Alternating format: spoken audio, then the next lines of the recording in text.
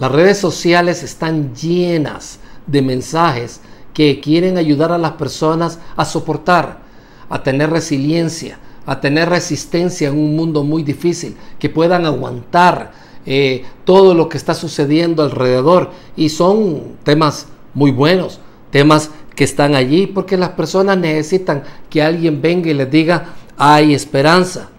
Sin embargo, las personas también necesitan inspiración. No solamente soporten, aguanten, necesitan inspiración. Y hay una verdad que inspira, y es el hecho de que Jesús va a venir otra vez. Y eso tiene mucho que ver, no solamente contigo, sino con toda la humanidad. Jesús va a venir a liberar a millones de personas que están sufriendo, millones de personas que están sujetos prácticamente a injusticias. Ahora bien, ¿cuándo esto sucederá? ¿Estamos viviendo realmente los últimos días de la tierra? Son buenas preguntas, son preguntas que están allí. Y para eso recurrimos a una parte de la teología que se llama la escatología. La escatología no es nada más ni nada menos que la parte de la teología que estudia los eventos por venir, que estudia el destino último del ser humano y del universo.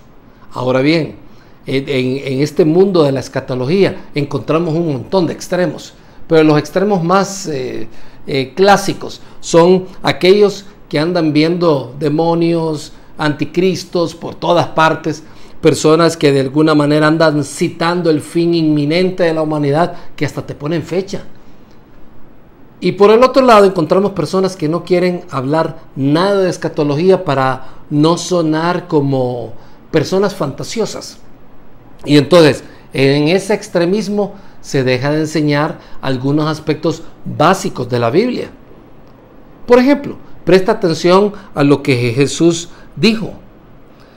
Más tarde, Jesús se sentó en el monte de los olivos. Sus discípulos se le acercaron en privado y le preguntaron: dinos, ¿cuándo sucederá todo esto? ¿Qué señal marcará tu regreso y el fin del mundo? Preguntas válidas.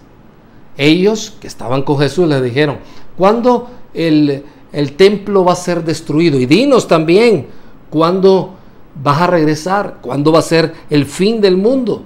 Y Jesús les contestó: no dejen que nadie los engañe, porque muchos vendrán en mi nombre y afirmarán: yo soy el Mesías. Y eso lo hemos visto tantas veces, pero tantas veces, personas que ellos a sí mismos se llaman los Mesías. Me acuerdo de un señor que decía que él era Jesucristo hombre, imagínate, y clamaba ser el Jesús aquí en la tierra. Y dice de Jesucristo: engañarán a muchos.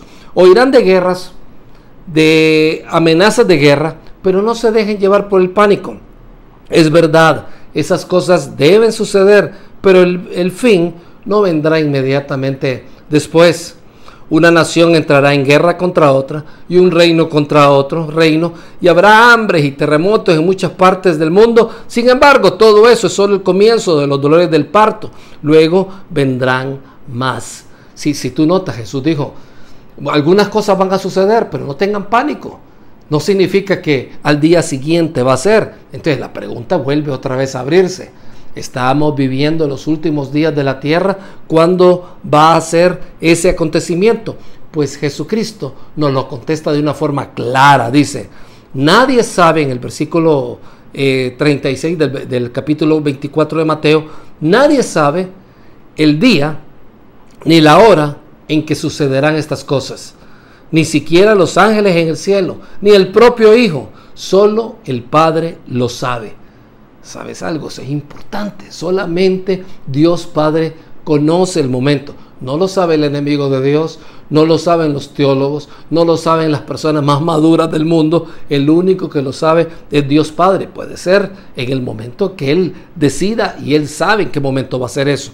Y dice: cuando el Hijo del Hombre regrese, será como los días de Noé. Cuando habla del Hijo del Hombre, está hablando de Jesucristo. Cuando yo regrese, básicamente está diciendo, será como los días de Noé. En esos días, antes del diluvio, la gente disfrutaba de banquetes, fiestas, casamientos, hasta el momento en que Noé entró en su barco. La gente no se daba cuenta de lo que iba a suceder hasta que llegó el diluvio y arrasó con todos. Así será cuando venga el Hijo del Hombre.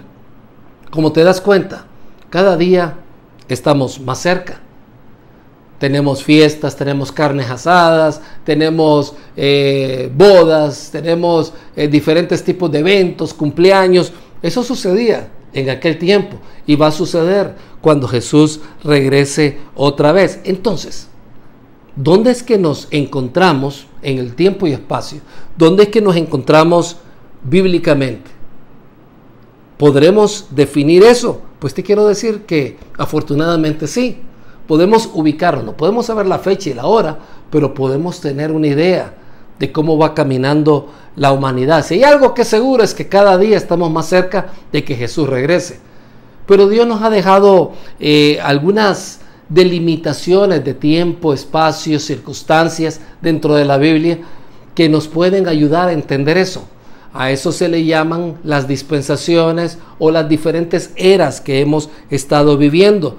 Y Dios nos ha dejado esos periodos bastante bien definidos y nos pueden ayudar para ubicarnos dónde es que nos encontramos, porque estas eras están claramente separadas y reconocer esas divisiones, reconocer dónde se delimitó cada una de estas dispensaciones o eras, definitivamente nos van a ayudar a que tú y yo podamos tener una mejor interpretación de las Escrituras. Ahora bien, antes de comenzar, antes de que tú y yo trabajemos en identificar cuál es la era que estamos viviendo, en todas las eras, desde Adán y Eva hasta la actualidad, en todas las eras, la salvación del alma del hombre ha sido mediante la fe en Cristo Jesús. Antes de Cristo, la gente se salvaba sabiendo de que un Mesías iba a venir para perdonar los pecados de toda la humanidad y liberarnos de ese oprobio. Jesús ya vino. Y hoy en día, ¿cómo es que las personas se salvan? Creyendo que Jesús murió en esa cruz para perdonar todos nuestros pecados. Entonces, como te puedes dar cuenta, la salvación siempre ha sido mediante la fe. Ahora bien, ¿en qué era nos encontramos? Vamos a verlo. La primera era es la dispensación de la inocencia, que viene básicamente desde Génesis 1, la creación del mundo, hasta que Adán y Eva son expulsados del jardín del Edén.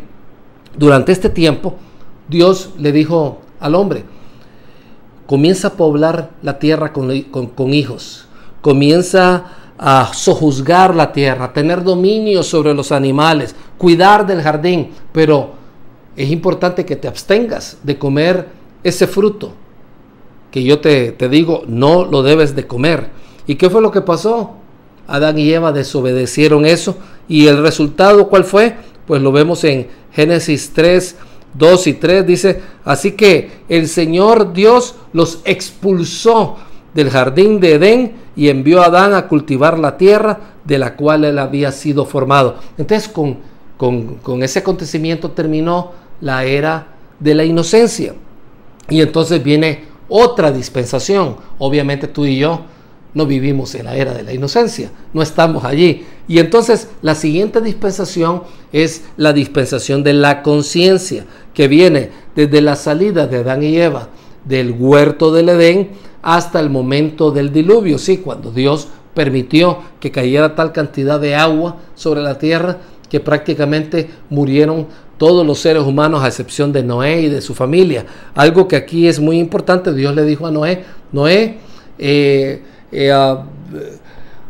dile a todas las personas, evangelízalas hasta cierto punto, que viene mucha agua y que va a haber un diluvio y que tú estás construyendo un arca para esto. Y pensaban que estaba loco, pensaban de que era algo bien chusma, pensaban que era algo que no era cierto, como muchas veces creen del evangelio. El resultado fue que cuando menos se lo esperaban, como dice Jesucristo, en el tiempo de Noé estaban en banquetes, bodas, y cuando menos se lo esperaban, el agua los barrió. Y con eso prácticamente terminó la era de la conciencia. Una tercera era o dispensación es la del gobierno humano, la cual comienza en Génesis capítulo 8, que es cuando Noé sale del arca. Dios había destruido la tierra básicamente con ese diluvio universal, salvando solamente la familia de Noé, y le dio a Noé algunas promesas. Una de ellas: no voy a volver a destruir la tierra de esta forma. Y por otra parte, le dijo a Noé: comiencen a repoblar la tierra, comiencen a salir de donde están y llenen todo el planeta. Pero los descendientes de Noé no se dispersaron y repoblaron la tierra, pero no como Dios se las ordenó, porque fracasaron en su responsabilidad de venir y de dispersarse. ¿Cuál fue el resultado? Que aproximadamente 325 años después del diluvio, los habitantes de la tierra comenzaron a construir una gran torre, un gran monumento a su solidaridad y a su orgullo. Nosotros la conocemos como la Torre de Babel, y Dios puso fin a la construcción, creando diferentes lenguajes, forzando inmediatamente a todas las personas a venir y irse a diferentes partes del mundo y ubicarse con las personas que manejaban su mismo idioma. Y este fue el nacimiento de las diferentes naciones y culturas. A partir de ese momento, los gobiernos humanos han sido una realidad. Pero nota, la era de la conciencia duró aproximadamente 1623 años. Esta era del gobierno humano duró alrededor de 325 años, y ahí viene la siguiente dispensación. Obviamente ni tú ni yo estamos en esa era, no vivimos esa era. Viene la dispensación de la promesa, y es desde Abraham, desde que Dios vino y le dio un mandato a Abraham. Recordemos, ubiquémonos en la historia.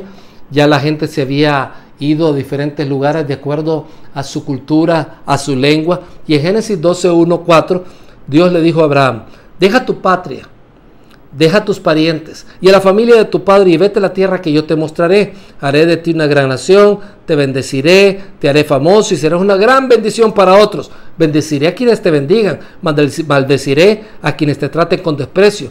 Todas las familias de la tierra serán bendecidas por medio de ti.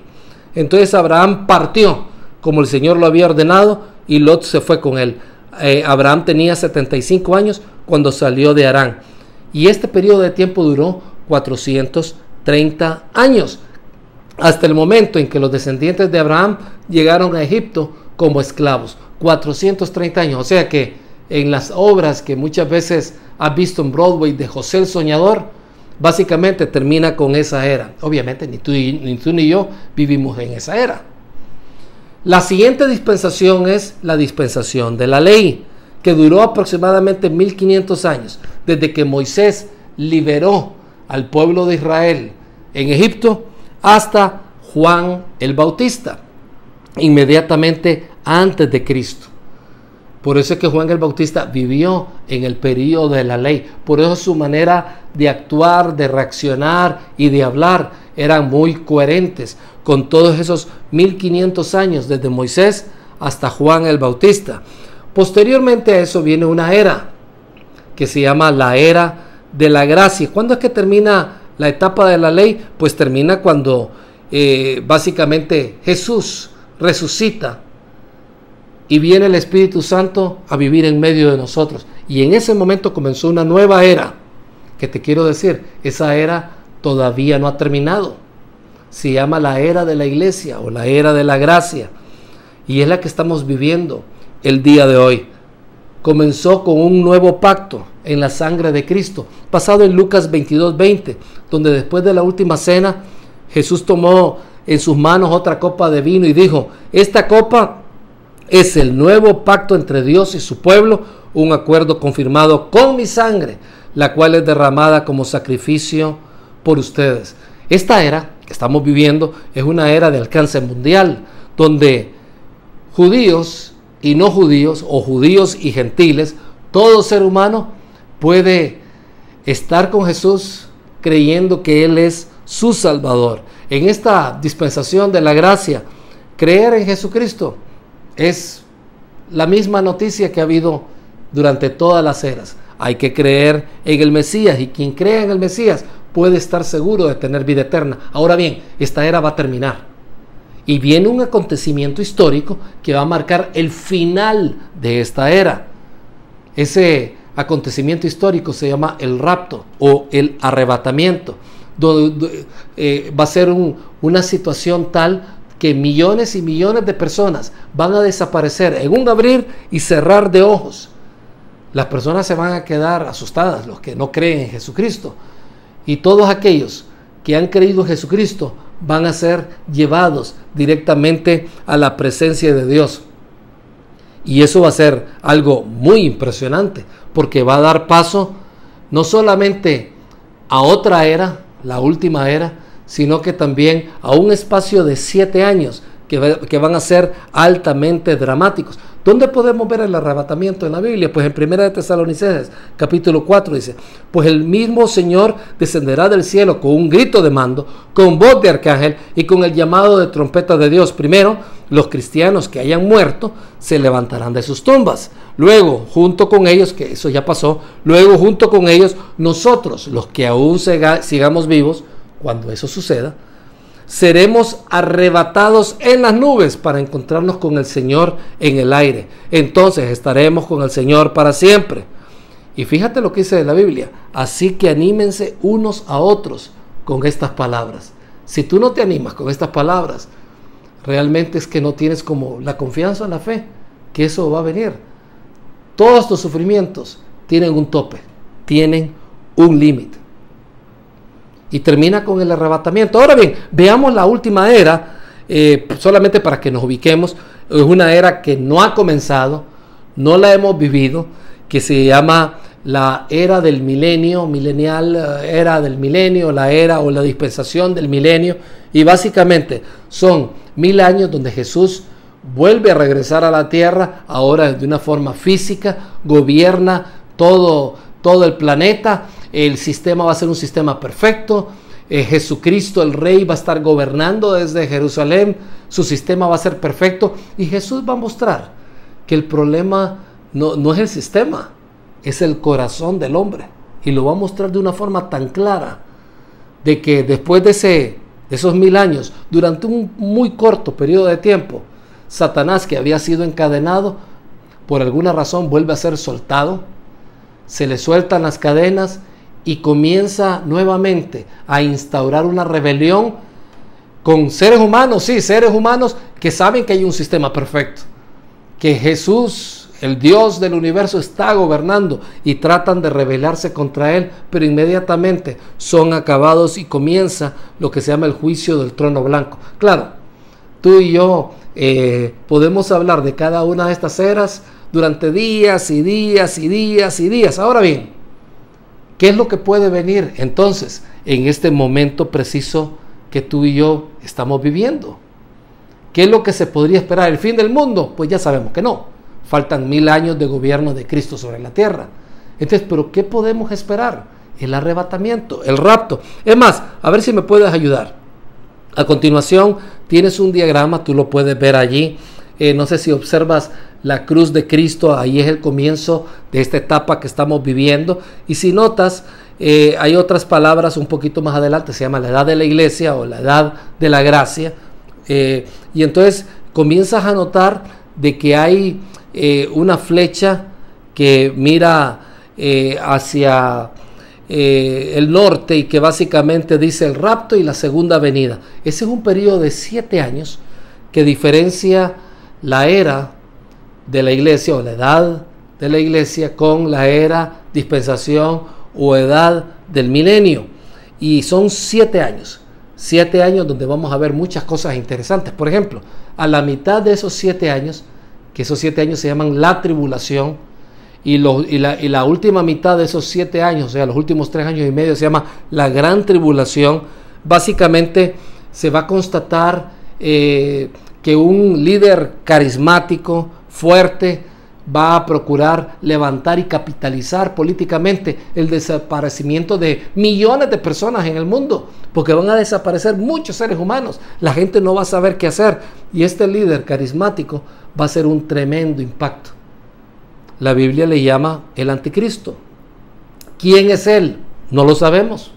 Y ahí viene el problema de muchas personas que comienzan a decir, fulano de tal es el anticristo, que Steve Jobs es el anticristo, que Elon Musk es el anticristo, no, que fulano de tal. Y ¿sabes algo? Nadie sabe quién es.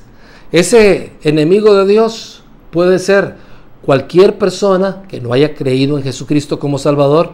¿Y por qué razón decimos nosotros que puede ser cualquier persona? Porque ni aún Satanás sabe cuándo va a ser el arrebatamiento, ni aún Satanás sabe en qué momento todo eso va a suceder cuando Jesús viene otra vez. Y como Satanás no lo sabe, él tiene permanentemente preparado a un hombre que quiere poseer con el fin de hacer de ese hombre su anticristo. Y entonces, ¿qué es lo que va a suceder con este enemigo de Dios? Va a asumir el poder de varios países, se va a aliar con Israel, se va a sentar en el trono durante la mitad de esos 7 años. Y fíjate, de ahí en adelante un montón de cosas comienzan a suceder. Cae un cometa, por lo menos un cometa. Hay grandes problemas de pandemias, pero en formas increíbles. Por ejemplo, hay una pandemia que donde van involucrados, no sabemos si son insectos o algunos animales, que van a picar a los seres humanos, y los seres humanos se van a querer morir y no van a poder morirse. Va a ser algo terrible.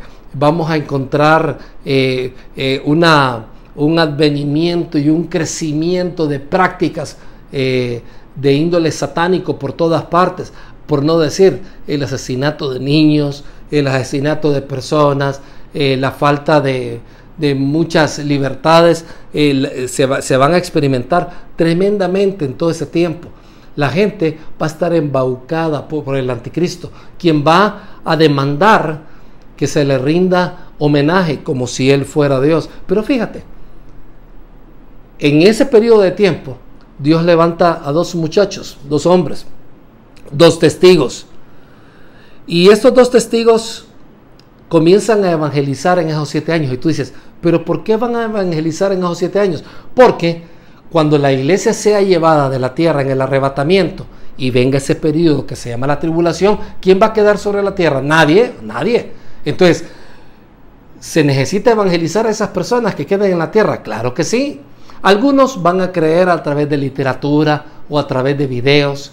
Quizás más de alguna persona va a ver este video y va a decir, wow, el arrebatamiento ya pasó y yo me quedé aquí en la tierra. Y en ese momento va a creer en Jesucristo como aquel que perdonó todos sus pecados.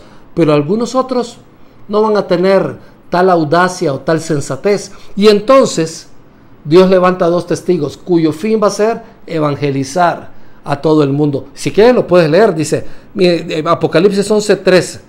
Mientras tanto yo daré poder a mis 2 testigos, y ellos se vestirán de tela áspera y profetizarán en 1260 días, 3 años y medio. Estos 2 profetas son los 2 olivos, los 2 candelabros que están delante del Señor de toda la tierra. Si alguien trata de hacerles daño, en este caso el anticristo, sale fuego de sus bocas y consume a sus enemigos. Así debe morir cualquiera que intente hacerles daño. El anticristo no los puede matar, no tiene la capacidad hasta que ellos terminen de hacer lo que tienen que hacer. Versículo 6, ellos tienen el poder de cerrar los cielos para que no llueva durante el tiempo que profeticen. También tiene el poder de convertir los ríos y los mares en sangre, de azotar la tierra cuantas veces quieran con toda clase de plagas. Y cuando los testigos hayan terminado de dar su testimonio, la bestia que sube del abismo sin fondo declarará la guerra contra ellos, los conquistará y los matará.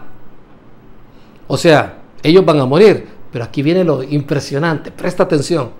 Sus cuerpos quedarán tendidos en la calle principal de Jerusalén, la ciudad que simbólicamente se llama Sodoma y Egipto, la ciudad en la cual el Señor fue crucificado, hablando de Jerusalén.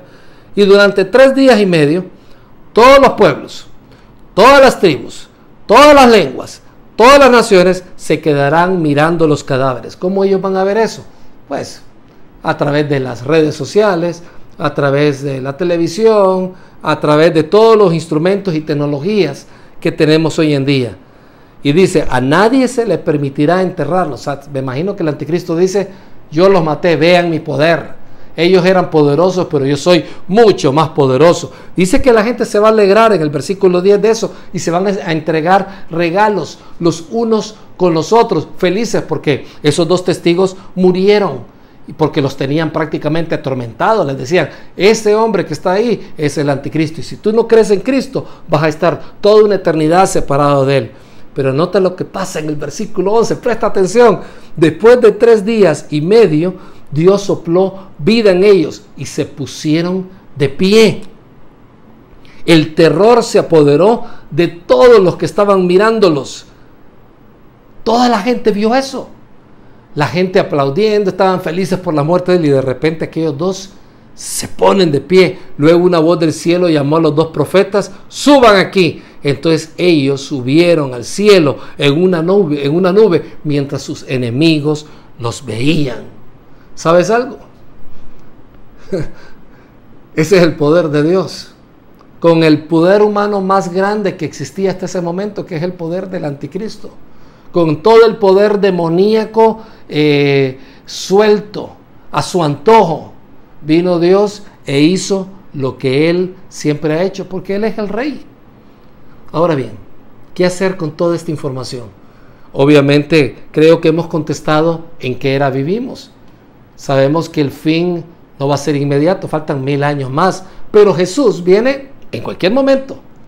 En cualquier momento el arrebatamiento puede ser una realidad, y te quisiera animar a que tú puedas estar con Dios para siempre, porque aquellos que sean arrebatados van a estar con Dios viendo todos estos acontecimientos, van a estar en el milenio como co-gobernantes juntamente con Dios, van a estar en el cielo sin lugar a dudas, sin experimentar todo esto.